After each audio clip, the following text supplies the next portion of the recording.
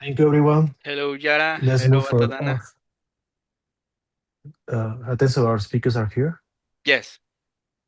Okay, wonderful. Hello, Atadana. Hello, Braulio. How are you? We are good. We are good. Fantastic. Thank you for joining us Awesome. today. So, the session of today is full of our Yara. He's an African Consortium Global Ambassador. The Africa Quantum Consortium is a Pan Africa Quantum Initiative to unite the continent's quantum power. Uh, she's also an international director for space, quantum, and economic innovation for a space mission that promotes world peace and education care for over 100 nations. With the Space Kids India, she's a graduate of Johns Hopkins University and scholarship received. In this session, also, we have to Atana Sogodam, who is a biomedical engineer who is interested in expand to quantum technology and artificial intelligence. He's currently working with the African Quantum Consortium as the operation coordinator. Atana is passionate about leveraging his biomedical and artificial intelligence expertise to inform health policy and driving impact solutions across the continent. Both speakers for today they will present building a quantum economy in Africa, lessons for a multipolar future. Thank you for joining for today, Atana. Also to you, Jara. So the public is totally yours. Go ahead. Hi, everyone. Awesome. My name is Yara Fernandes. So I'm a global ambassador for the Africa Quantum Consortium. So basically, what I do is I will tell people about how great our community is. I live here in Miami, Florida, but I did used to live in Chicago. So I moved to Miami from Chicago, and it's a very international city. There's a lot of languages spoken here. So I will go in person and online and I will tell people about the African Quantum Consortium and raise awareness for what we're doing. So it's a Pan-African initiative, and everyone gets excited about it. It's just about getting our voices out there and raising awareness for it. And we have a lot of different events, including happy hour. So the happy hours are every Friday, and it's a very welcoming environment. Basically, every Friday, I'll find people from around the world and here in Miami who want to join, and they will go to our happy hours. And we don't have to just talk about quantum, we talk about other topics as well. And basically, we're engaging people, welcoming people, and getting them interested in our community. And people get really excited and engaged. They get to introduce themselves, what they're working on. And it's very welcoming, regardless of your background in quantum, if you've even heard about it before. So that's how we've been able to grow our community. And so, yeah, I'm really, really passionate about the initiative and about what we're doing. And I also love the people I work with. So it's really easy to grow our membership. So we've grown it a lot through different events. And I also will go to conferences here. We have a lot of global trade events. And I went to an international trade conference and I went and talked about the Africa Quantum Consortium there. Basically, there were people from over 70 countries involved, and I would mention what we're doing, how you can join us, and people flew into the United States just for that event. So essentially, I've been telling people around the world from the about the Africa Quantum Consortium. So being that, and we also have an event this Friday, so we have many events. And so you can feel free to join us. Our event this Friday is a ladies' night. So it's a really cool event. And we're talking about two pioneers who are driving the national quantum momentum in Zimbabwe and South Africa as we count down to December's quantum circle. So, yeah, it's a really cool event, and feel free to join us for that. My background is business development. I had to do a lot of networking, and I also study different technologies as well. And so I get really excited to talk about what we're doing because I do believe in Africa that Africa will have such, uh, currently does, and will have such an influence over technologies in the future. So, for example, the cultural and linguistic diversity, I can definitely see that what we're doing is extremely important and extremely relevant, and that Africa is leading and is going to continue leading in a lot of different areas. So why do I say that? A lot of times if you search on the internet about, Africa in the future, people will talk about like numbers and population because Africa has a lot of youth. So I'm not going to go over that in this talk, but there is like articles and research you can find online if you spend your time and attention to look for those about how the cultural and linguistic diversity can actually have cognitive benefits. So being that I used to live in Chicago uh, myself, I took the public transit and I would expose myself, and I have two sons, my oldest son, to a lot of different languages and cultures. I read a book called Mind in the Making. Chapter 8, I believe, has a chapter about perspective taking, and it talks about how if you expose people to different perspectives, how there's actually benefits, cognitive benefits in the brain, including cognitive flexibility. So for my own children, to show you, an example of how much I believe in Africa, including with the linguistic and cultural diversity. I took the public transit all around Chicago. I was exposing them to different languages, different cultures, which thereby exposed them to different perspectives. And if you're in Chicago, you know about the selective enrollment schools and how some people will say that's very difficult to get a spot in the school, including after entry year. So my oldest son, after being exposed to different languages, different cultures, before all this news about, AI and quantum computing came out, some people didn't realize what I was doing, or they thought that was a little bit crazy. And then now he's consistently scored on a lot of cognitive aptitude tests.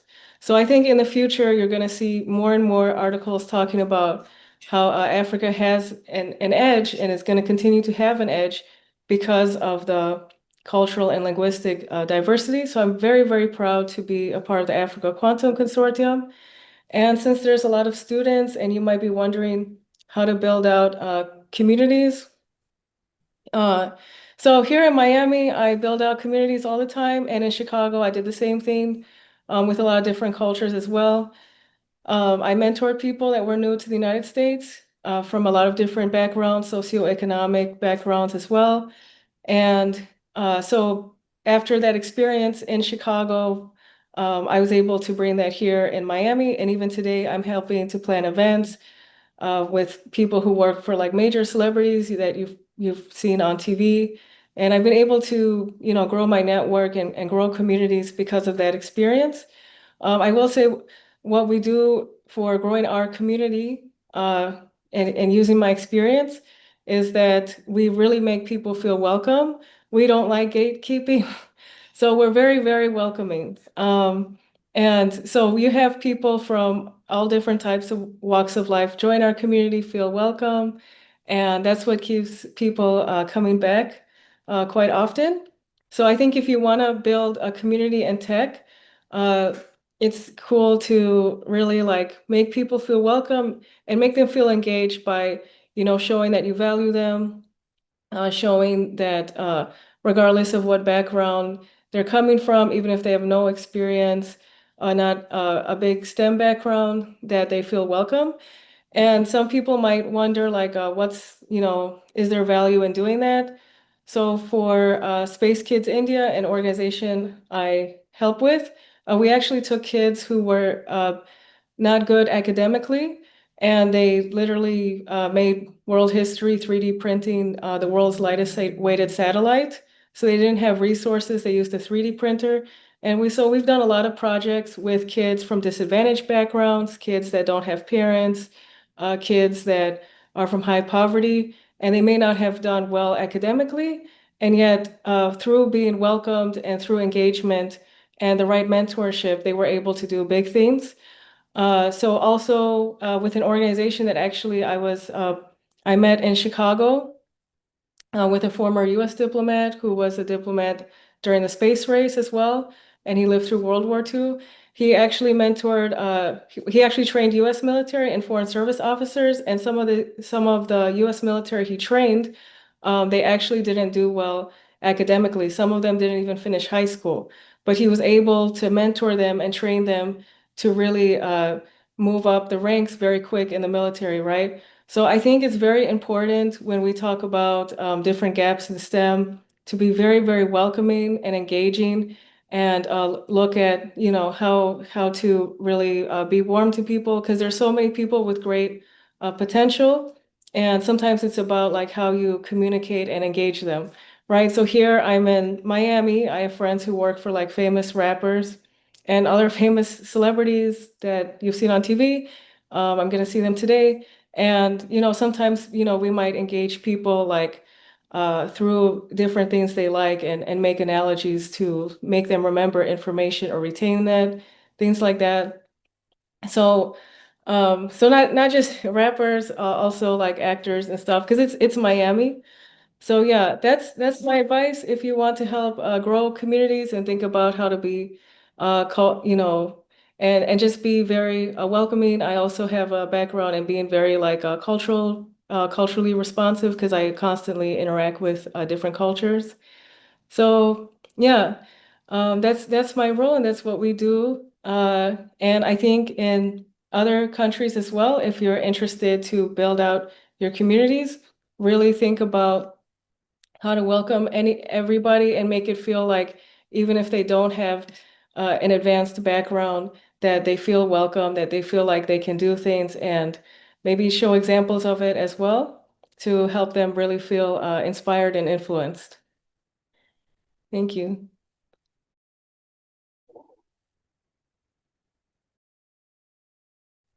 And yeah, I cannot agree. So I cannot disagree with what you're saying, Yara, that when you want to build a community, you should actually think about how you interact with them and engage with them, and that is very important. And that has been very, very it's highlighted Yara's work at the AQC. And Yara, I want you to just highlight before I talk about the AQC, I'd want you to highlight how you brought Amon on board to the happy hour and how that ended up into we collaborating and contributing speakers to an event, an AI event, Burkina Faso, which was really good success. So yeah, just touch on that because I think it's a very illustrative example. Oh yeah, Ammon and Abdul Malik Beytumal from Libya. So yeah, wow. That so Amon is from Burkina Faso, and we have opportunities of the internet to build communities. So basically, I was looking for friends in Burkina Faso to get involved in the Africa Quantum Consortium, and I found him on LinkedIn. And so now we're collaborating a lot, and I've actually been involved in the Africa Quantum Consortium community for a long time. So I didn't touch on was that during the lockdowns in Chicago during the pandemic, I was looking for friends from around the world, including in Africa. So I actually found my friend Abdul Malik Beytumal, who lives in Libya. And he actually he's a member of the Africa Quantum Consortium, and he actually flew to Miami last year during our Fall Fest. So yeah, our community is able to grow so big thanks to opportunities of the internet. And now we have this excellent, collaboration with Burkina Faso, and we always have even more friends from Burkina Faso who keep coming to our happy hours, to our events. And Amon is telling a lot of people in Burkina Faso and in other places as well, as he's lived around the world, about the Africa Quantum Consortium. So it's really an amazing experience to grow our membership that way. Right, right.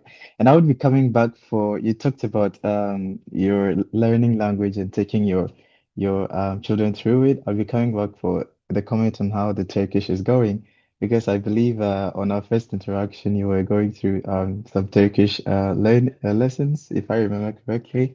But yeah, I'll be coming up with that comment. So guys, let's watch out for that. And I'm going ahead to talk about the AQC and I'll be sharing my screen. Please tell me if you can see my screen.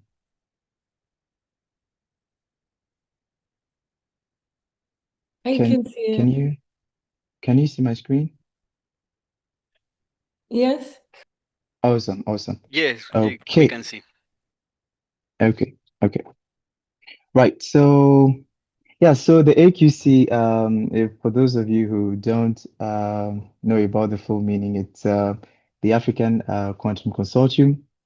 And it was launched officially this year in August. And let me just go this way. Yeah, it was launched this year in August. And I believe if you search online, you would see most of the information. And we are of the theme that we are forging local strength to drive global impact. I'm going to go through the organizational. I'm not going to dwell so much on these graphics a lot, but this is the organizational structure that we have. And for those of you who want to build communities, before we actually get into talking about the quantum economy that we are building at AQC on the continent. So this is the organizational structure. And through this, we actually foster efficient executions, majorly through the operations team that Yara too is part of, and as well as the global ambassador. Right. So our founder is Farai Majandu from Zimbabwe, and these are the core team members and as well as the operation team members. And I will dwell, and as well, it's been backed by giants on the continent, the African Physical Society, and from other universities, in the person of Professor Murat Telmini. I'm going to dwell on the initiatives that we have and how we have been executing so far. So one thing that highlights the AQC is the operational model. We are operating on the um, Right, there's someone in the waiting room. We are operating on the Ubuntu model. And what does this mean? Ubuntu, in simple terms, is you are because I am. And this model is operational in economics, and it's equally operational in our international relations and as well as internal communications. So I'm going to go through those levels of corporations, and I will see how it operates. So, for example, the Ubuntu model on the continent, on the continent, how does that operate? So the quantum ecosystem is where no one innovates alone. We are seeing that there's always been this independent effort, local effort, and fragmented efforts across the continent. What we are looking at the AQC is to have a coordinated execution across the continent.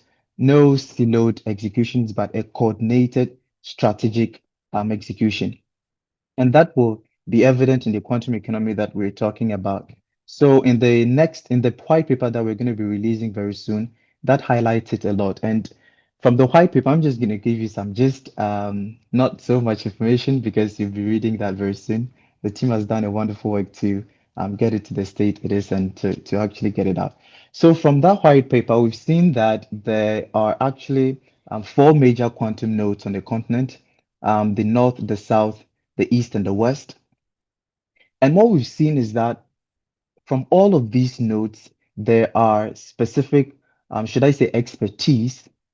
So when you have this node focusing on workforce development, you would have the other node on quantum algorithms and computing and software. Then you can have the other node on the quantum hardware. So you don't have one node doing it all. You have concentrated expertise and interest across the nodes. So what happens is to have a strategy, these cannot work independently. They cannot work alone. And that's where the strategy comes in. That's where the unified effort comes in. And that's where the Ubuntu model comes in. That yes, you are developing some hardware. This person is on workforce development. The other is on computing and software. What does it mean to cooperate? What does it mean to collaborate? So your hardware could be purchased by those doing workforce development to actually have hands-on practice, or your hardware could be purchased by those doing quantum software and algorithms to actually try out their stuff. And that is a circular economy. And that's what we mean by the quantum economy. a cyclic flow of expertise, a cyclic flow of products. And what does that do in the long term? Of course, it creates the local market and as well as giving feedback loop to those developers and even within the loop to sharpen whatever products they're making and to make them really better. And that's essentially what the quantum economy is, and it's operating on the principle of Ubuntu. Now, when we talk about the operational Ubuntu model on partnerships, what we're looking at is at the AQC is that Africa should be beyond the concept of aid, because in every respect that we are saying, there's always a strategic value that Africa brings on board, and so it shouldn't be about the concept of aid, but about a symbiotic partnership that accelerates both ecosystems by combining complementary strengths. So when we are collaborating, there is something that we're bringing on board, and there is something that the other faction is bringing on board. And again, the Ubuntu model is you are because I am. And so there should be that symbiotic relationship. And so that's also the Ubuntu model at play over there, that we need to rise beyond the aid model that um, Africa has mostly been playing with to actually go to the Ubuntu operational model um, in this especially, and it's very, very important in this age that we're even going into these technologies, and we have the International Year of Quantum with events all over. Now I'm going to go through the three themes that define the AQC, which is to unify, to clarify, to influence, and to fund. I'll go through them quickly before I just go to the initiatives that we're running. So, Unify, the AQC is inherently Pan African, and it's building deep coordination across borders, institutions on the continent, educational and other profit institutions as well, and through generations. And through quantum roundtables, happy hours that Yara has talked about, and the growing network of quantum champions, the priority is clear that Africa rises together. And so we are actually unifying all of those efforts. And then to clarify, now the state of the quantum in Africa white paper that we're going to release very soon, AQC is documenting the foundation for shared language, standards, and strategic direction. So we are given a picture of what it looks like, the space looked like now, and what it could look like with a coordinated strategy. And what does this seek to do? This clarifies, and it's actually essential to align priorities and avoid duplicated efforts across the continent. And now to influence from the International Year of Quantum Science at the UNESCO, which was declared 2025 is declared the IYQ year, and I'm sure all of you know about it. Now, the consortium ensures Africa has a seat at the global table to shape research, policy, and funding priorities that reflect African context. And the last is to fund, and from the International Year of Quantum Science and Technology, the vision requires resources. So AQC is actively securing to invest in education, research, infrastructure, and innovation. And if I should mention, this is something that keeps us wide awake at night as to how to fund these initiatives, because you cannot have an organization without a funding strategy. It's simply a toothless organization.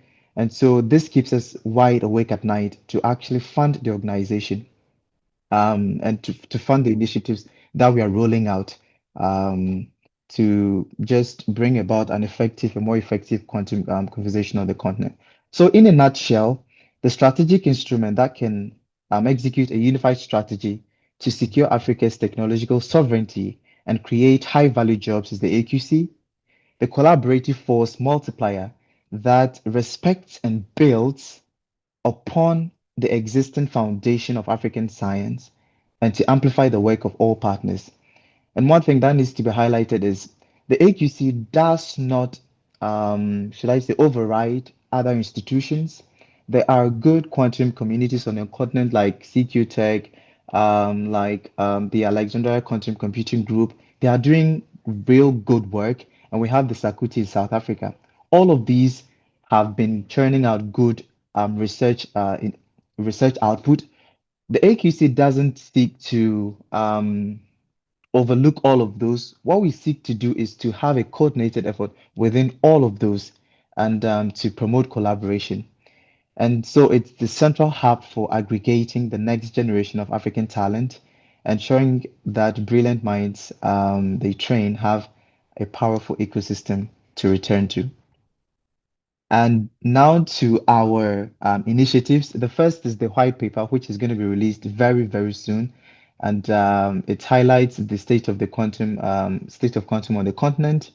Let me just change this slide.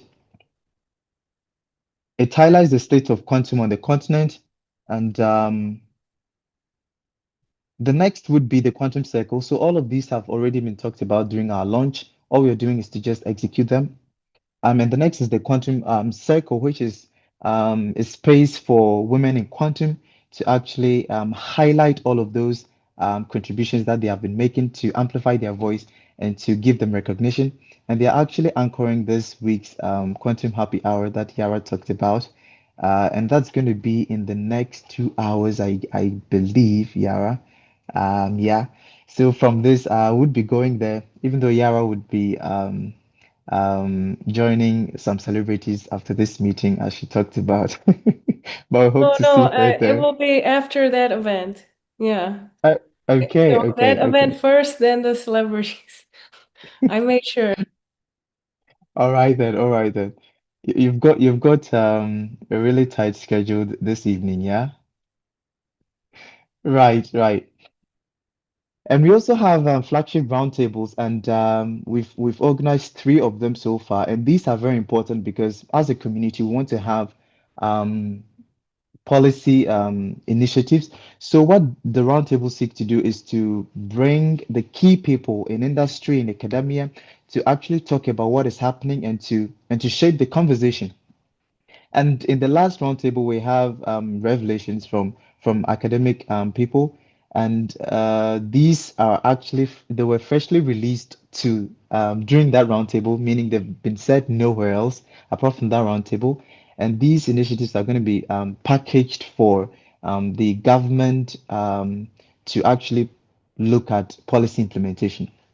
So roundtables as a community are very important because the key people are brought together and important things are discussed. And Yara talked about the happy hour already, and the next thing is the talent repository.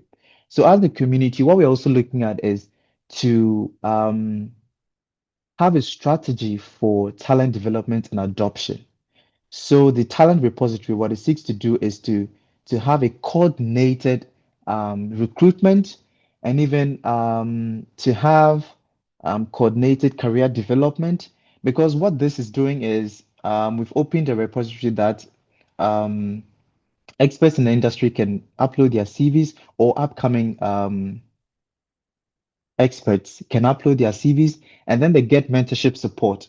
So there's going to be CV reviews and giving them feedback, and as well as linking them to potential opportunities that will open up in this space. So what we're doing is the market is opening up. There's going to be this talent adoption. What we want to do as a community is to have a strategy, not just that there's an open opportunity here.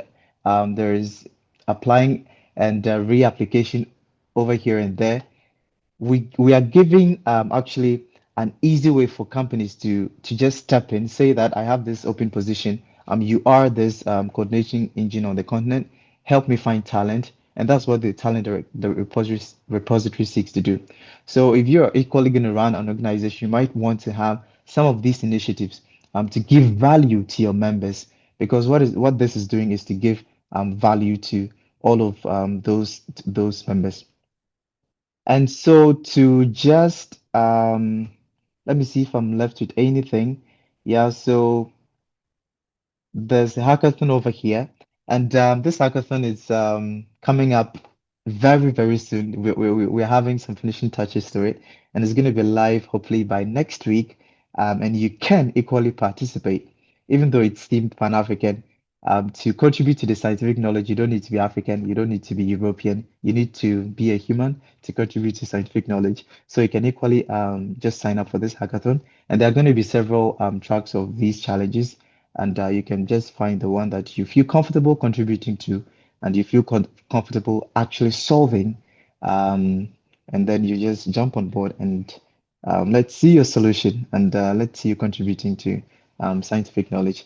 And so, with that, I think I'm going to end with this quote from Kwame Nkrumah, which says, "It is within the possibility of science and technology to make even the Sahara bloom. Not one of us working singly and individually can attain the fullest development. And again, not one of us working singly. And this is again the Ubuntu operational model over here that we're looking at. So on that note, thank you very much. And yeah, Yara, we're waiting for your comment on the language and others. Thank you.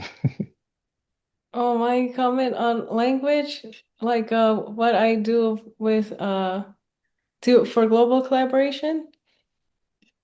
Yeah, you were learning some languages, and I'm taking you took your children through some language, and the first time we interacted, you were actually learning Turkish. Anyways, by the way, I'm based in Turkey, so if you want some Turkish treats, I could sort you out. Oh, yeah. So yeah, there are a lot of different languages spoken in Africa. And now with the opportunities of the internet, we can make friends from around the world. We can learn languages. And also with AI, although there's some limits with AI depending on the language. So yeah, there are a lot of different opportunities out there, and there's an abundance of articles on the internet about the benefits. So sometimes people will ask me, like, if I care about preparing my kids for automation, why would I focus on languages? But actually, I have a friend who's a former US diplomat. So he did conflict resolution when life depended on it. And he said it's very important to understand different cultures and conflict resolution. So it so this exposure to languages can open doors to learn about different cultures, and something that makes us uniquely human is that we're not gonna always have the same exact perspective as others, and sometimes there can be misunderstandings, disagreements, and something that can never be 100% automated. If there's two humans in a room and they're around each other, there's someone in the waiting room. Hi, Omar. If there's two humans in a room and they're talking to people, talking to each other for hours every day, 365 days a week. So since there's students here, right? Some of you are roommates, probably. So there you're not gonna 100% agree on everything. Like I've had roommates before as well. And so how you resolve difference in perspective and how you navigate that, having cognitive flexibility helps. So that cognitive flexibility from exposure to different perspectives, different languages, different cultures can help. And there's a lot of tools now to help us. So that's what I personally do. So yeah, I think that's why the Africa Quantum Consortium, we've been around each other for so long. Like my friend Abdul Malik, we've been friends for so long because we're exposed to so many perspectives that it's easy for us. We're a great team and we stick together. Yeah, and that's how I prepare my kids for the future with the resources online that are easy to search for, and it's easy to search for an abundance of articles, and there will be even more in the future for the cognitive benefits for that. My kids use things like Rosetta Stone as well, so yeah, which there's a limit because not all the languages are on there, but we do our best. Thank you. One question. Yeah, go uh, ahead. Thank you, Yara. Okay. Thank you, Atadana, for your presentation. We have some questions of the public. And the first is, what specific strategies do you use to make quantum technology accessible to non-technical audience? Can you hear me? Yeah, we can. Yara, you want to take that? Oh, maybe me first Or and then you. It's up to you. okay, So with math education, I use a lot of analogies for a non-technical audience, and I try to really focus on how do I make it relatable to you. So that's where understanding different perspectives helps me. So I don't claim to be a technical uh, expert, but I have had to learn technical skills very fast. I have studied like different, technologies, and when I teach myself or I teach others, the best way is I find like an analogy that's relatable to them and try to make it fun. So when I know where someone is coming from, when I know their background, sorry, you might hear people in the background. I have, anyways, I think Zoom has a noise filter. No, we Uh, cannot hear. okay. Anyway, so I use analogies to make it memorable, including for like adult students. And I really focus on like how does this apply to you, and really show enthusiasm and make it enjoyable. So Abdul Malik, he definitely, when he came here to Miami, people were amazed at him because he was teaching quantum computing. And he's taught before, even without electricity. Um, so having me having a background where I've also been to places where I didn't have electricity as well, um, and then finally coming back to a place like the United States that has or different cities that have electricity, it really opened my mind that way. And so Abdul Malik, when he was here, he could use like anything, like a coin. He was doing things with coins, things with water bottles, and even getting to somebody's story, their prime interest, and trying to relate those STEM skills to them. Yeah, if that makes sense. Atadana, you have some knowledge? Right, right, right. So what I want to agree with the examples you gave by which Abdul Malik was using. They are kind of practical and very intuitive. So in order to get quantum to non-technical audience, if I understood the question correctly. So the moment you mention about quantum, people just raise the expectation barrier that, oh, it's very technical and now you have to do a lot of work. And so there's that cognitive load already without even starting to look at what you actually have to learn by the name quantum alone. And that's why I always want to agree with creating an environment which is um, not very technical, such that the information can diffuse through normal conversations. So you don't want to establish that cognitive barrier already, but having that space that is not very technical. And I think Aura, I don't know, I think I've seen someone's name here, Aura, if she's the one from the team. She's actually coined this saying that people ask her why she's got so brilliant. And then she says, because she joins the AQC Happy Hour to learn about quantum every Friday. So it's the happy hour it's a quantum happy hour. But what we're doing over there is not exactly to discuss quantum. But of course, we talk about quantum in so many ways. We have quantum researchers joining, people working on cryptography and all of that. But they don't actually come to make slide presentations on quantum cryptography or post-quantum cryptography. No, what happens is through the conversations we're having, some of those things do come up because you cannot have an expert talk about a situation or something without the influence of their background. So when we're talking about, okay, let's say privacy issues, online security, privacy, you have all of these things coming up here and there. Then the conversation of post-quantum cryptography comes in, and then there's a concept of, okay, they're taking up the data to decrypt later on. So you're kind of having a diffused information into the conversation without having to open a class on post-quantum cryptography. What is it? Going through the technical details and all of that. So the first thing I would do to look at it is to break down that technical barrier to generate interest. And then once there's interest, the person can even pursue it independently with very least assistance. So that's what I would say if you're going to approach some non-technical audience, just diffuse the information, reduce the barrier, diffuse the information. Thank you. Have another question. Can you talk more about how Africa's linguistic and cultural diversity provides advantage in technology?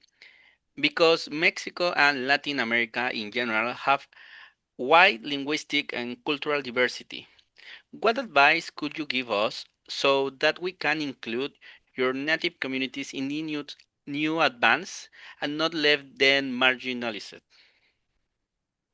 So there's a lot of articles online about culturally responsive teaching. So my son is from Central America and he's indigenous. And so they have their own language as well. And I think having that awareness, there's more representation from his community here in Miami, but when we lived in Chicago, sometimes people who weren't familiar with like indigenous cultures would maybe misinterpret certain things he was doing. So I think definitely that's where having that cultural awareness is pretty important. Uh, so different languages express themselves differently. So there's some languages that through dance they might not speak with their voice. They might speak with different gestures, body language, and things like that. So that's an opportunity where there's actually ways to incorporate music and STEM education. So with my son, because he likes dancing, in fact, he danced so much back in Chicago.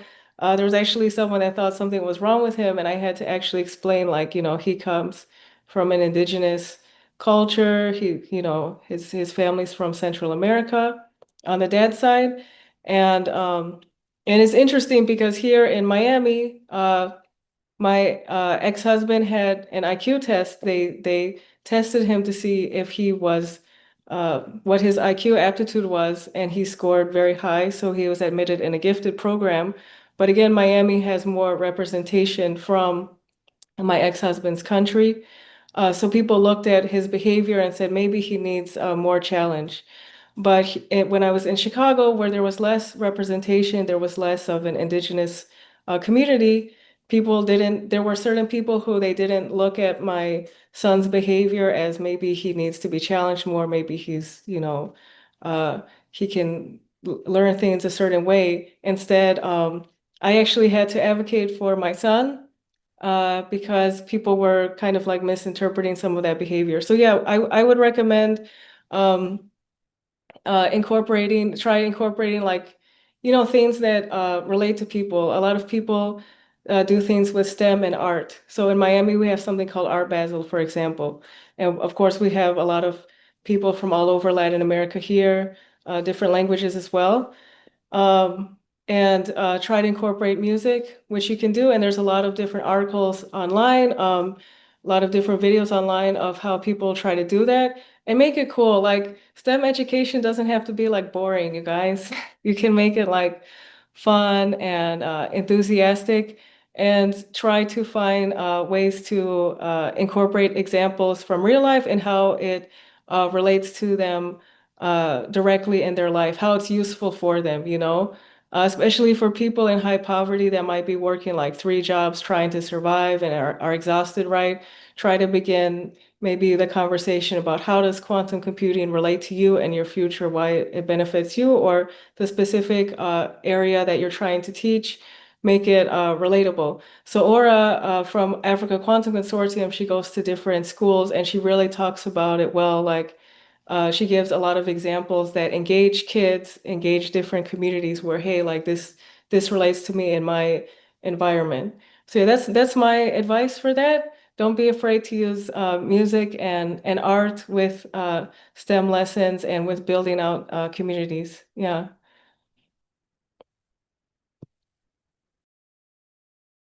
Right. I don't know. Could you repeat the question again? Yes. Can you talk more about how Africa's linguistic and cultural diversity provides advantage in technology? because Mexico and Latin America in general have a wide linguistic and cultural diversity. What Right. advice could you give us so that we can include your native communities in this new advance and not leave them marginalized? Right, right. I think that's a very good question, and I'll give it an example from the from one of AQC's initiatives that we're looking at. So, in order to democratize quantum education, we're also looking at having a lab on a sphere, and this idea was also included in our launch. What this seeks to do is to have a model of a qubit using local materials. So the idea has been developed, the hardware is done, the implementation is done. We're looking at scaling it now. So what that seeks to do is to have a hardware model with some microelectronics, but then it's using local and cultural materials. So for those of you who know what a calabash is, mostly in the West African culture, it's a rounded parabolic bowl, but it's organic.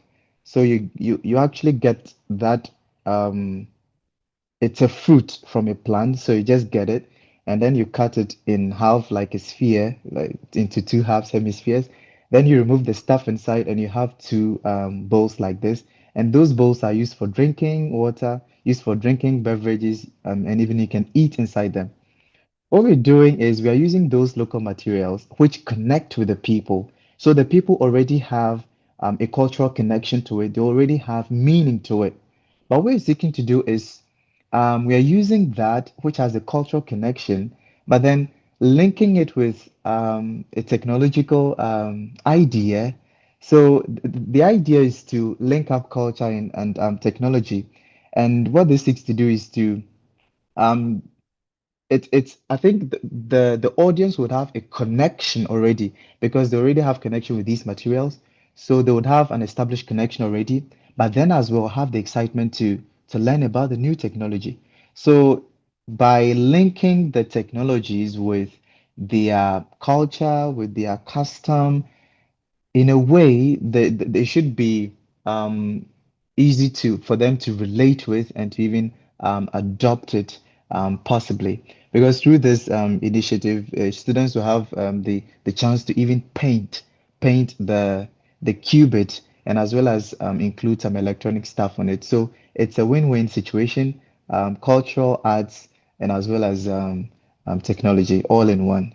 So if that needs to be done or to include marginalized societies, you have to look at their cultural connections to the technology and just find those spots to bring them on. Thank you. We have another question. Many Mexican students are eager to connect with international initiatives. Could you share how can we build some bridges between Mexican quantum groups, for example, for QBHub, and the African Quantum Consortium for mutual learning and co-development? Can you repeat it? Sorry. Yes, sure.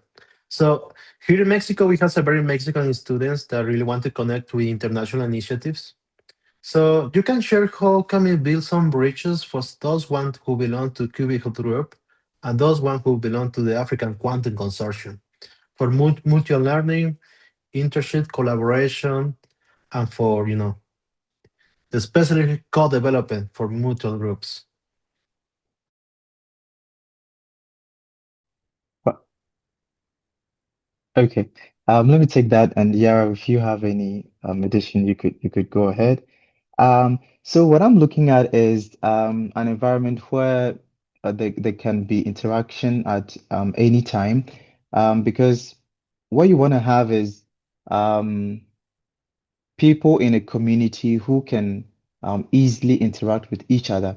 And of late, I'm looking at our the AQC Discord channel, and I'm seeing that people are connecting with each other even without the community forcing any relationship or forcing any collaboration. I looked at a thread between Crystal and Mohammed. They are based on different parts of the world, and for some reason, Crystal posted about something that she found interesting. And Mohammed also kind of related to it, and the conversation evolved. and I believe they're going to get in touch and be working on things, amazing stuff. So what we're doing is to actually have that environment where there could be one-on-one communication. Another thing is to have an avenue where, let's say, if your university wants to have this exchange program or a partnership with an African university but don't know how to go about it, or you are a local student organization linked to a university that wants to partner or just link up with a fellow student group in on the African continent, but you don't know how, the AQC is an avenue to reach out to. We have a network of universities through our national coordinators, and I believe that some of these local community student organizations would be excited to equally have their international counterparts actually learning from them and finding out about what they're doing and to potentially look at how they can work together moving forward. So that can equally be done, and the AQC can facilitate that if you are looking at that. Yeah, and they can try coming to our happy hour, joining the community. We have people from all over the world, so I'm not African. Yeah, and they can definitely join. As you said, there's a lot of languages spoken in Latin America, and you mentioned the indigenous community. So like even my son's family name, it comes from my son's family is from Bluefields in Central America. So if you look up Bluefields, the color blue, then fields, there's ancestry from Jamaica and indigenous communities. And yeah, so our community is very international. We have people from Latin America because I'm here in Miami. We have a member, Brian, who is always, he comes to like all the happy hours now. And he reaches out, he connects with people on LinkedIn. He'll say, "Hey, like I'm gonna do my PhD, let's collaborate." So really, I think one of the best first steps is, come and get involved in our community. You can go to happy hour, then in the Discord channel, a lot of people connect, but we also connect on LinkedIn. And that's how we've had a lot of community members reach out and collaborate. Because I collaborate all over, like over 100 countries, including countries impacted by severe conflict. So yeah, my ex-husband came to the United States as a refugee of war.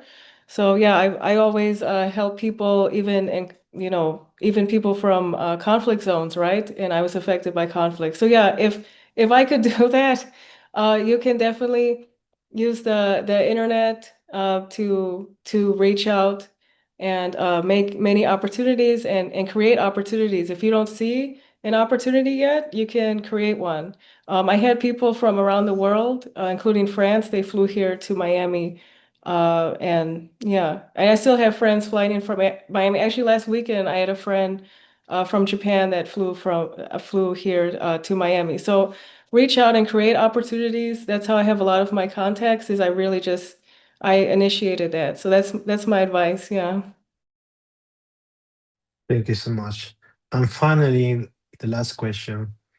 If you could give one message to young quantum leaders in Mexico and Latin America as well, what would it be? Specific for those who are trying to create a big impact with without waiting for institutional approval or for funding.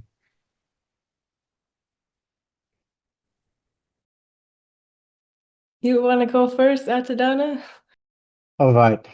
So suggestions to students who want to be quantum leaders without having the funding. I believe that's the question. Yeah. Can you Um, repeat it one more time? Yeah, I can Sorry. repeat it one more time. So uh, that will be the message for all the students, for the participants, or also that watch the recording, especially for the young quantum leaders in Mexico and Latin America as well. What will be the specific message for all of them? Specifically for those who are trying to create a big impact in quantum computing, but without, without the support about the institutional approval or for funding. right.